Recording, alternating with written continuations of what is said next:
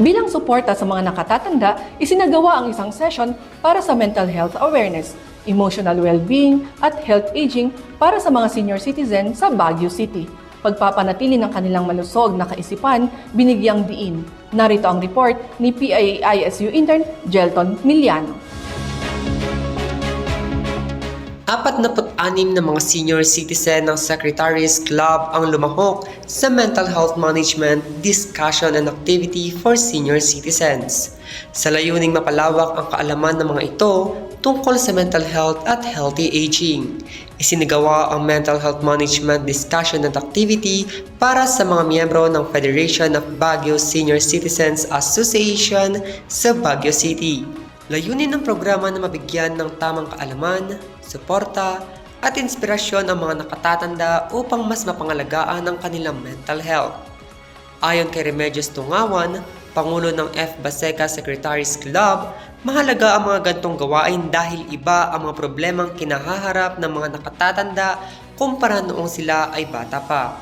Yung aming edad hindi na ganong ka-aktibo when we were still young. Kasi when we were still young, if we encounter problems and other ng buhay, is we can just go to friends. Yeah, we can go to the best word there is we can go to our barkada.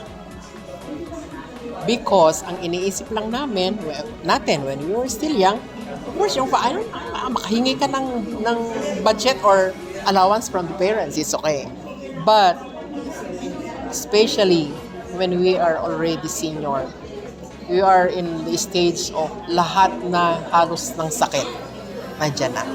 It is not that easy na you go to your barkada and your problem will be solved.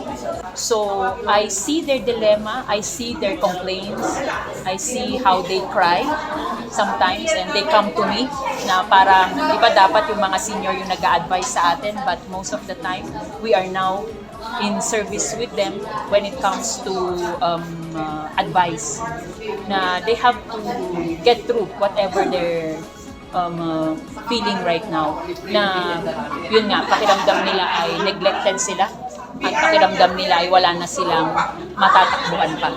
So it has come to our attention as well that during the COVID-19, meron po tayong mga suicidal cases dito sa lungsod ng Baguio. Akala namin it's only sa mga adult and mga kabataan, but then pati pala mga senior. Binubuo ang Secretaries Club ng mga kinatawan mula sa 128 barangay ng Baguio City dahil lalo pang mas marami pang senior citizen ang makinabang sa mga programang pangkalusugan at pangkaisipan. Samantala, ibinahagi naman ni Magdalena Orpilla na mahalaga ang pananampalataya sa pagharap ng mga pagsubok sa buhay.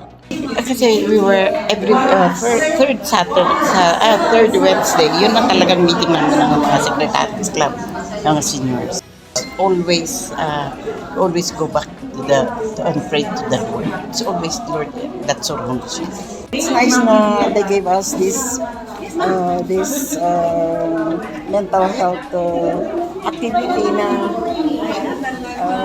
nakakainganyo ngayon maganda, interesting.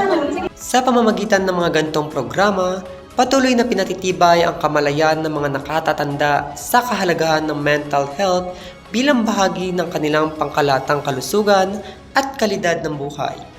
Mula rito sa Baguio City, ako po si PIA-ISU intern Jelton Miliano para sa PIA News, Cordillera.